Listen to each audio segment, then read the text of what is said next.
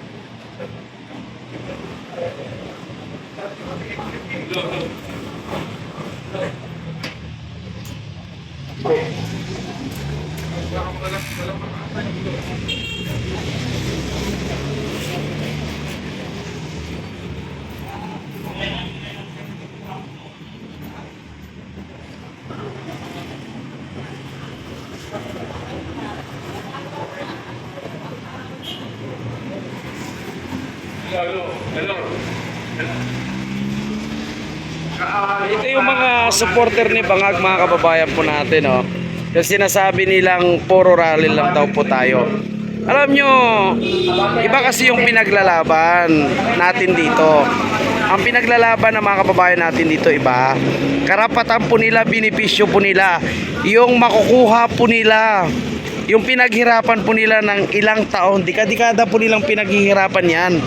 At hanggang ngayon ay hindi pa rin may bibigay sa kanila dahil may mga ilang opisyal ng LTFRB na umiipal at hinaharang po ang transaksyon na nangyayari sa dating company nila at sa mga bibili ng prangkisa ng kanilang company.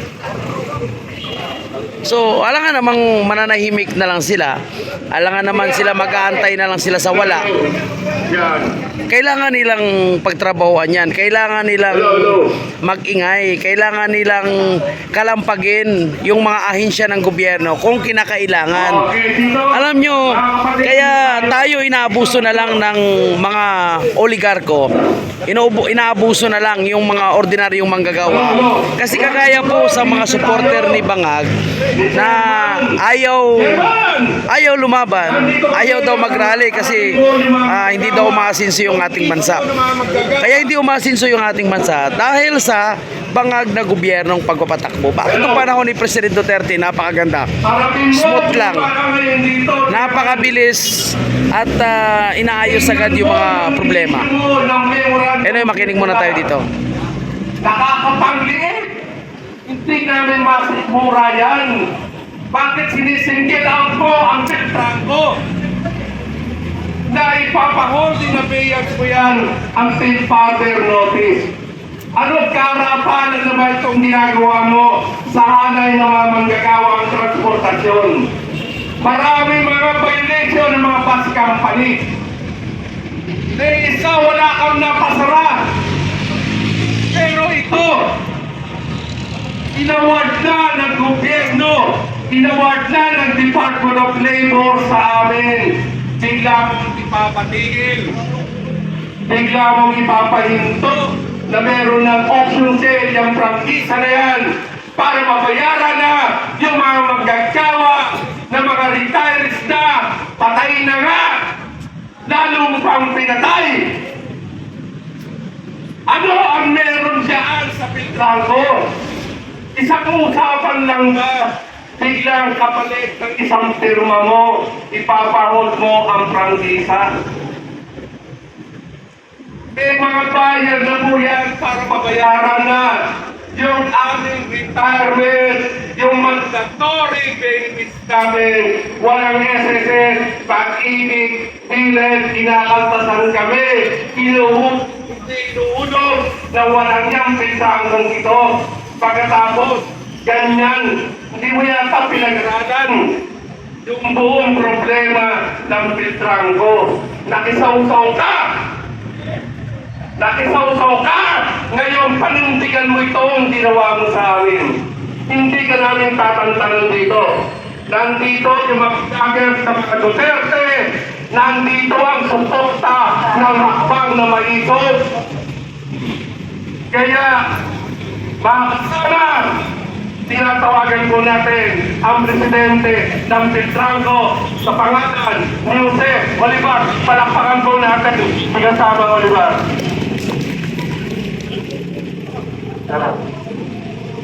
Ginawin natin ito, mga marinig ito na sa bayan ng Pilipino kung gaano kapulok ang sistema ng ating gobyerno. Ito yung rate of execution. Pinakinggan ninyo ang sabi management. Sabi, kahit saan yung management na sumra kaganapon. Una, nagpunta si Mike Salman dito. Ginausap ninyo na dahil magsasalaw sila ng Mostorte. Malaki ka sinungalingan yun. Kung may sinungaling sa buong mundo, yan yung pinakasinungaling sa lahat. Bakit hindi ka nag-imbestiga? January ba sa lalo na yan? Dahil hindi kayo nakapagpasweldo. Ilang taon hindi kami pinasweldo. Ilang taon na hindi kami binigyan ng mga 13 months namin. Kaya umapin nito sa limandahan. May desisyon, acquittances, 152 million. Paano ito? Mababayaran ngayon. Lahat ng bus, lahat ng prangkisa kasama ang bus, ng libre na yan. At nai-auction, at bakit pinapigilan ninyo yung karapatan ng mga nakabili na mailipat sa pangalan nila? Ito ngayon, yung memorandum. Abogado ka pa naman. Accepted execution, at pwede lang magpatigil nito. Either PRO or injunction. Dapat, maintindihan mo ito na abogado ka. Bakit ka naglabas ng memo na pansamantala walang sale and transfer? Na mayroon kayong legislation o August 2023. Mga hinayot pa kayo na mayroon ng sale and transfer. Walang exempted sa batas. Bakit mo sinidera ang ipagkatang pagkabalang silang paswa? Ano mo nun? Ha? Ano ba yun? Hindi kami papayag na ito. Hindi ito maaayos. Pinatakot nyo ba ang mga bayan na hindi nabibilhin para hindi kami mababayaran? Ano ba kayo?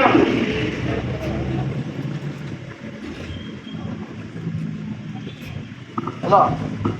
Hello. Hello. No.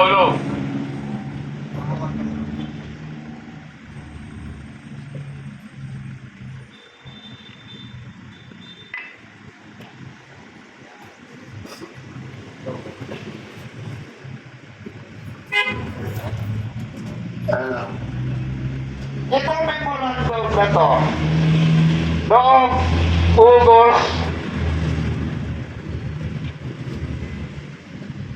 ito kompleto ito, August 18, 2023. Napakalinaw nito na after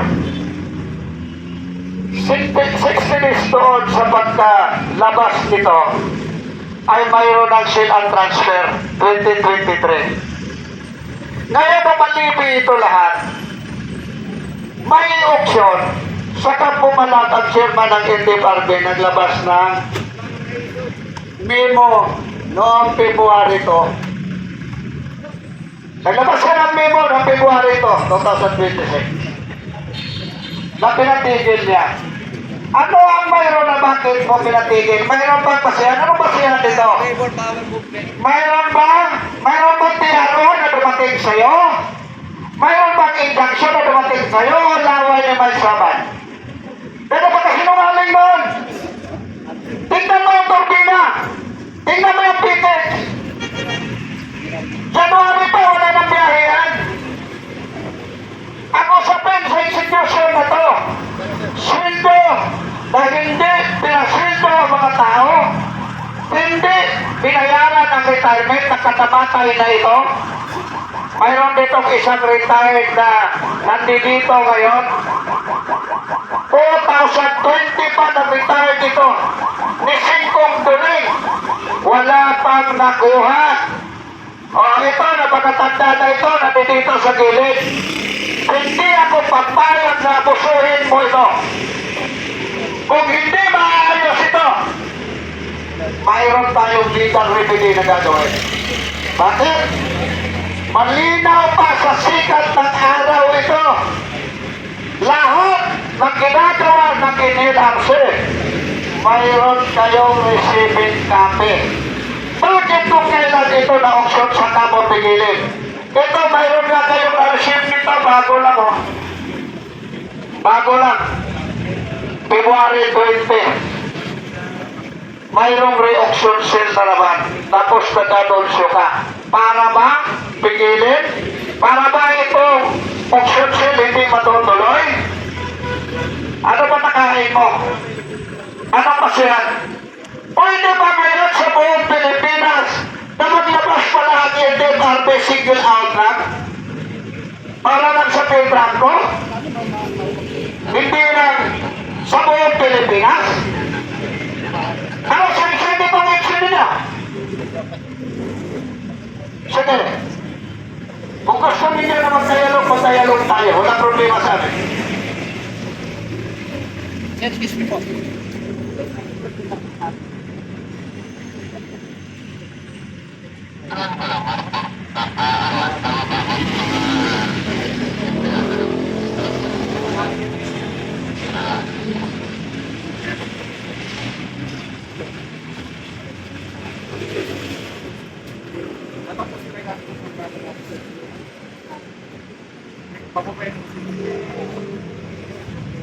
Yan. May budget ang LTFRB. Dito mag-opisina. Ang laki-laki ng opisina sa East. Huwag tayong gagaguhin nitong LTFRB na ito. Patay na yung mga manggagawa na humingi ng katarungan. Pero sa isang firma mo, Atty. Vigor Mendoza, harapin mo kami ngayon dito. Huwag kang magtago dyan sa hapat na sulok ng daigdig mo dyan sa opisina mo. Ang dami nang humihingi ng katarungan sa filtran ko.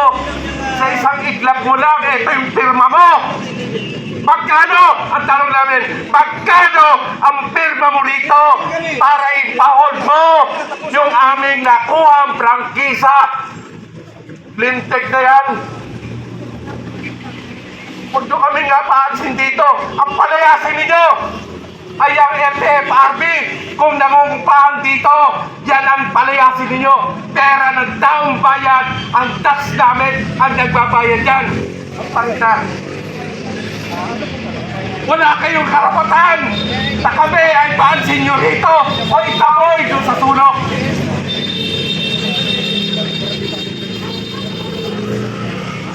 Sige, sa pagpapatuloy, ibigay ko nito kay kasama ng Olivar.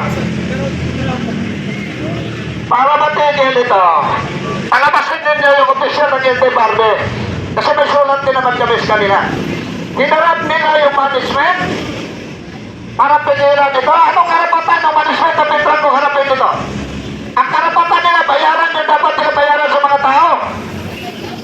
Sinasabi nila sa mga tumigil, matagal na tumigil ito. Nagsinungaling lang yan. Kami naman. Sige, marapit ito, para tapusin na natin ito. Napagod na rin kami, nagkandamatay na nga ito, hindi na babayaran eh. Ngayon, pipigilin ng LTFRB. Bakit magkikialam sila rito? Anong mayroon? Rito may execution ito. Pwede mo pagpag sila rito. Obstruction of justice ito. Ginagawa nito. Hindi ito kadang-kadali.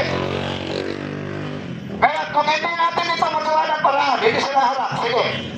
Mayroon pa namang legal remedy na pwede gawin ito eh. Magsampa tayo ng asunto. Kasi hindi ko pwede itong ganito. Ipigilan nila, susulat ninyo, ano nakain ninyo? Ganito na ba ang gobyerno natin ngayon? Wala nang pagkundama sa pagkabuso sa ating mamamayan. Dapat lang, kumilos na tayo. Dahil kung ganito ang gobyerno natin ngayon, hanggang kailan magpatuloy ang pag-abuso nitong ating mga manggagawa. Ito mga kaitan dito sa harapan natin. Kasama rin natin manggagawa yan. Paano pala pag ito inabuso, saan ito tatakbo? Ang inilang siya, hindi sa kuha yan, hindi mo pwede sintahin yan. At bakit ganito? Hindi ninyo kaya harapin dahil nahihiya kayo. Dahil dito sa dokumento na nilabas ninyo. Hawak namin ito dokumento ninyo. Lahat ng dokumento ninyo mayroon kami. At lahat ng dokumento namin mayroon din kayo. Ha? Huwag kayo magpingi-pingihan kasi ito nasa media na ito lahat. Mamaya sasabog kayo sa media. Kung paano nito sasagutin itong rate of execution na pinaboy ninyo. Rate ito! Lahat tayo nakakaintindi dito kung anong ibig sabihin ng rate of execution. Bakit hindi ka pinigil? Sino ba kayo? At anong karapatan ninyo? Kung mayroong order sa higher court, kahit kami hindi na kami magpapakita rito sa'yo, titigil kami. Kasi yun naman na nakasaad sa batas natin, hindi tayo pwedeng mag-violate. Sino man? Abogado? Tapos kaya itong gagawin mo sa rate of execution? Ano nakain mo? Pumunta kami rito, may sulat kami para makipag-dialog sa'yo, hindi makikigulo. At gusto namin manilawan kung anong hawak ng dokumento, anong pasyan mo, bakit pinatigil mo itong sale at transfer? Anong mayroon? Ay gusto namin mapaliwanagan na galing sa'yo kung anong pasyan mo. Bakit mo ginawa ito? Hindi ka namin titigilan pagka hindi mo magawa ito. Hindi mo gawa na paraan ito. Huwag ka mag-revero, rate of execution ito. Hindi ka namin dito sa Santuhin. Dikilos kami.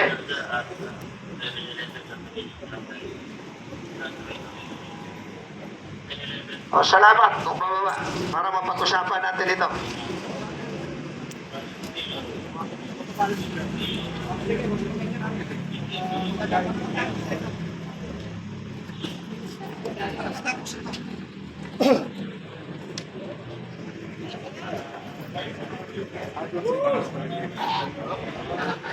Morning po, Chairman.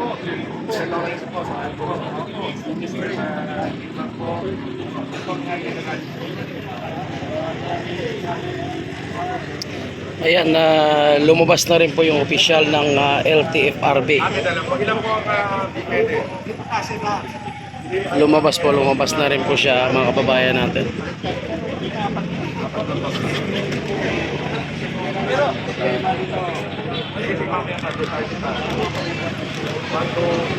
Mantakin nyo mga kababayan po natin kung hindi pa mag-rally, kung hindi pa mag-iingay itong mga trabahante.